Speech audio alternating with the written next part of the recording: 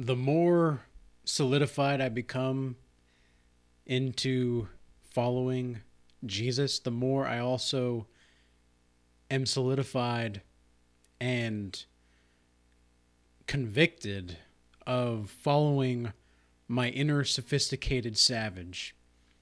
And what I mean by this is that we all have this. I genuinely believe we all have this way of thinking about things sometimes where we know the tough love option. We know the tough love route. And sometimes it's just a matter of wanting to listen to it or not. And it's not always fun to listen to that voice. It's not always fun to take the kind of accountability that you need to in order to progress and move forward in a certain way, in a certain fashion. And it's also very difficult to listen to that voice when you have the other voice inside your mind, which I call the little buttercup, as of recently anyway, because it's just a little buttercup. It's that sweet, loving voice that talks you into not wanting to do things, or at least attempts to talk you into not wanting to do things. And it's the it wants you to be tender in all that you do and all that you say and all that stupid crap. And sometimes I listen to it, sometimes I don't. But in all honesty, I think it's a matter of an understanding of your inner masculine or feminine qualities. I don't really like to use that as far as like those terms anymore. I think it's more a matter of relating to the anima or the animus. And for those that are not aware, in other videos that I've talked about, the anima or the animus is a psychological concept coined by Carl Jung.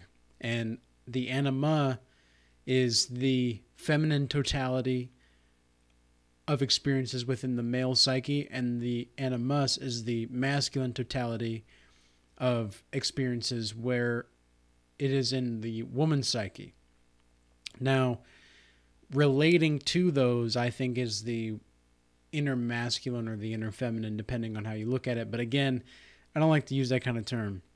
I don't like to use that kind of language when discussing these kinds of things, because you hear all the time about this new age shit that is just they're divine this and divine that, and then you have the other kinds of spiritual new age topics of astrology and all, and the zodiac sign, and you know, what's your sign? Are we compatible with your signs?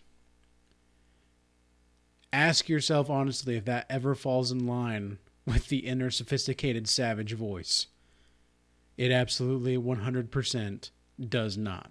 Ever. For me, it never did. It never did. And if you ask yourself genuinely, I guarantee you it will not fall into that category either. The inner sophisticated savage is a voice that we do not want to heed the call of all the time. And oftentimes it's because the things that it says are things that we don't want to be obedient to. Now, when I talk about these kinds of things, because of course there's also, I'm not saying that, you know, you have voices inside your head and you're crazy or anything like that. That's not what I'm saying at all. What I'm saying is that inside you are levels of certain kinds of archetypes and personalities that are trying to, as Jordan Peterson would say, to fight for dominance in the hierarchy of power and influence over your biological organism. Well, why? What exactly does that even mean? Well, it means that in this life that we're living, in this life that we are in a cohabitation with each other, as within, so without. As there is a fight for dominance in the hierarchy of social structures and etc. outwardly, so too there is a fight for that social structure inwardly.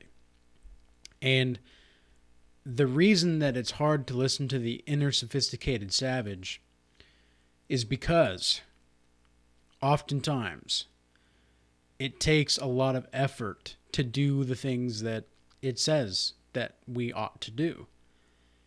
And when I talk about the inner sophisticated savage, you can also think about this as the warrior archetype. Now, the warrior archetype is essentially what gives you focus, what gives you determination, what gives you discipline. And there are certain kinds of polarities to the warrior. You can be unbalanced in your archetype of the warrior, but you also might not be. You might be okay. You might be balanced. And you'll know if you're balanced or not in any of these archetypes. Now, Carl Jung had 4 main archetypes that built the structure of the psyche.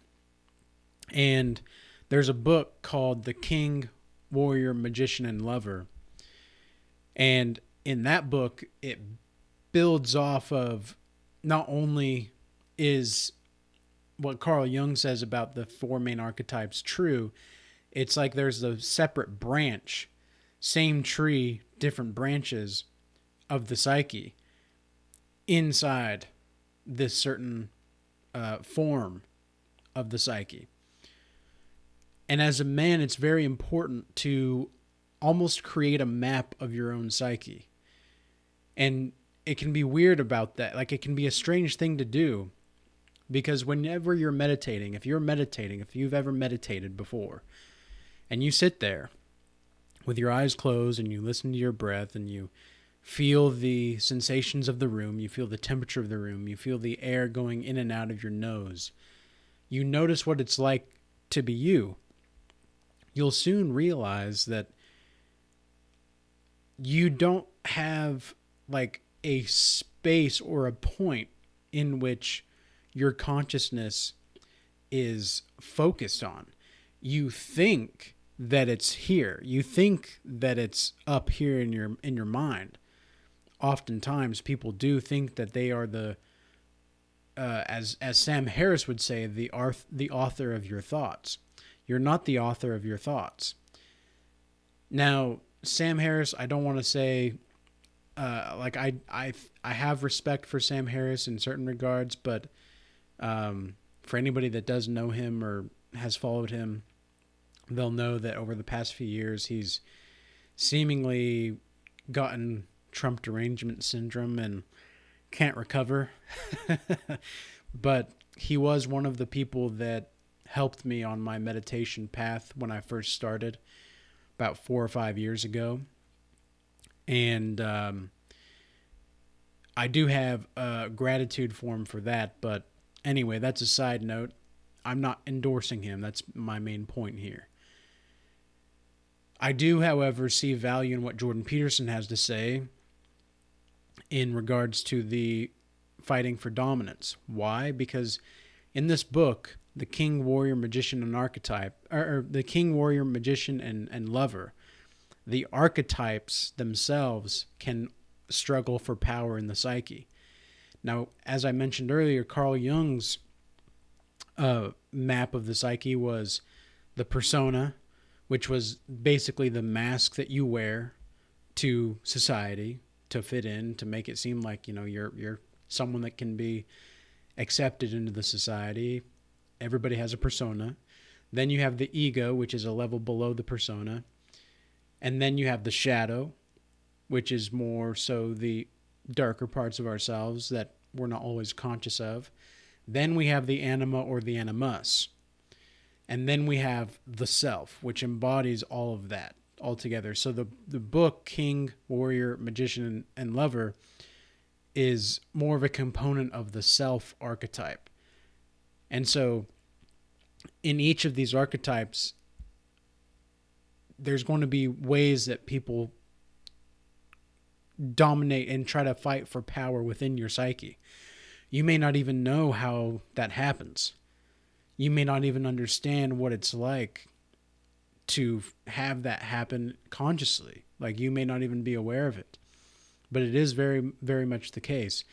And if certain, like if the king archetype is not at the forefront as a man specifically, because even as a woman, like it's the queen, warrior, sorceress, and lover. So it's a similar concept, but obviously different in regards to gender.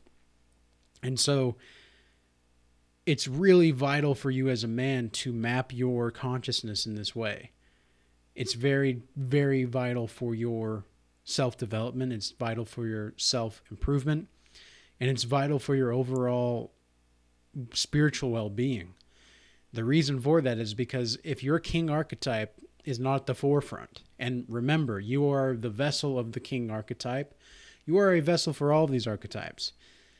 You are not any archetype itself, but there are going to be certain archetypes that you have that you're stronger in than others. And for example, with me, I was stronger more so years ago, like in the magician and the lover archetype. At least so I thought.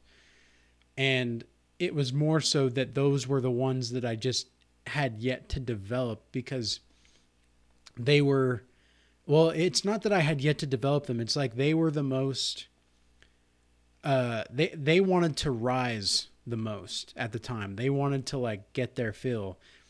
And then now through time, over the past few years of this integration process, I found that for me, the one of the most powerful of those four archetypes is the magician and the warrior for me. The king is something that I can tap into fairly easily if I need to, but it's not something that I'm persistent with in regarding to developing my relation to that, because Christ, in a way, is the representation of the king archetype for me. And so whenever I do need to call upon that kind of archetype to travel through a certain kind of situation, it's really me just calling on the power of Christ. And this leads me to another point that I make, is that I want to make. It's that we as men must learn how to implement righteous indignation. Now, what exactly is that? It's basically righteous anger.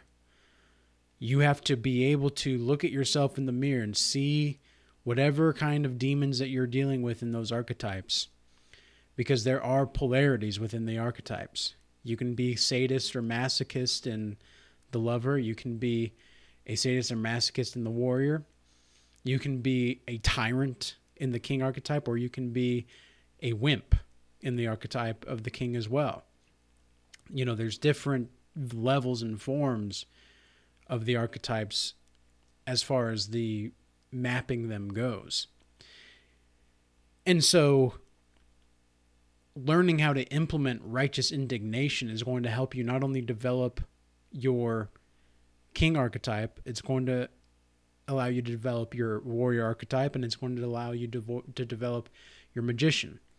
The lover, it's not going to be so much. It can help the lover archetype, because what's going to happen is the more that you mature in these other archetypes, and again, I'm like, there are plenty of archetypes, but these are the main four that we're going to touch on in this video, because it's about, like, this video is about following the inner sophisticated savage voice. And in order to be a sophisticated savage, you've got to be educated, and you've got to be willing to work hard and put in the work and be focused and disciplined. You can also understand the inner sophisticated savage to be like a high level tough love conscience, I would say, as well. But the three archetypes that you develop and mature in will naturally allow you to seep into your lover archetype more seamlessly when the time allows for it, because you're going to be able to show that other side of you. You're going to be able to access that. a lot easier the more that you mature in other kinds of archetypes as well. And so oftentimes as men, we often say to ourselves that we don't like to deal with emotions, or we don't like to talk about emotions and such. And I completely understand that. As a man, I completely understand that. However, I also understand that for so long I just buried emotions for so long that it was hard to even know what an emotion was. It was hard to even know how I was supposed to handle my emotions when I didn't even know what exactly I was feeling. Like I knew I was feeling things, but I didn't know what it was exactly. And so what I learned over time was that I need to name these feelings. I need to name these emotions. Because if I don't, then I'm going to be lost. I'm going to be lost in this like haze of emotion. And after I started naming the emotions, after about a year or so, I I never really had to start naming them again. Like I would just know that that's what I was feeling. And it took a lot of self-awareness, it took a lot of self-development, and it took a lot of understanding that this life that we live is a lot more complex inside of ourselves, and it's more complex inside of ourselves than it ever will be outside. That's why in the Tao Te Ching it says something along the lines of, he who masters himself is akin to a mastering a city, or something like that. And there's something similar like that in the Bible as well, but I'm specifically referencing the Tao Te Ching because that's what came to mind. And the Tao Te Ching is a ancient text from the Eastern philosophies and the Eastern religions. It's been around for a long time, thousands of years. And it's basically 82, I wouldn't say poems, but sort of poems or writings regarding the Tao, which is essentially the force of life. And those that know the Tao know that they do not need to force anything. But if you can yield only to the Tao, then you have the full understanding of life. Well, what exactly does that mean in comparison to the Christian religion and just Christianity in general? Well, again, I do not consider myself a Christian. I say that I follow Christ, and it's a matter of semantics for me. And it's very important to make that distinction, and as far as I can tell. And the reason for that is because I genuinely believe that Jesus does not want me to be a him. Like, he wants me to be my own person, but I'm with him. And so I follow Christ, but I'm not a Christian. I am the body of Christ. I am part of the body of Christ. Because just as much as you are the body of Christ, you are a part of the body of Christ. Like it says in the Corinthians. It's more like we are simply a vessel of this life itself. But the Tao I can akin to in relation to God, or just the thing that is higher. And the Tao is the force of life. And believe me, you can't stop the force of life. I've tried. I've tried and I failed. I wanted to try and I wanted to succeed, and there was no way. Because there's no way that you can try to uproot a tree without uprooting the tree. You can't look at the roots without digging at the roots. And sometimes when you dig at the roots too much, you're going to cut down the tree. And so something that I learned is that sometimes it's better to just appreciate the tree that's in front of you and to learn from it and to have its own like sense of wisdom. Because trees, metaphorically speaking, trees represent and symbolize a lot of different things. But overall, what I want to focus on in this phrase, in this metaphor, is that there's wisdom in a certain kind of growth. Because sometimes the thing that that you want to, like, you're curious about it so much that you destroy it. You can akin it also to the Adam and Eve story. Eve was curious. She convinced Adam to be curious. And their curiosity led to exposing themselves, literally, and hiding from God, in which you can't do. So don't hide from God. You can't hide from God. There's no way that you can. And that's essentially what the Tao Te Ching is saying, is that you yield to the life force itself. And in doing so, you become the most powerful person around you. Because you're at that point that you yield to only life itself. You yield to God, the force, the source of creation. When you yield to that, that's when you automatically become an instrument and a vessel of godliness. And that's what this life is all about. So follow the voice of the inner sophisticated savage, and you will become that instrument. And I hope this message was useful and insightful. And until next time, peace be with you.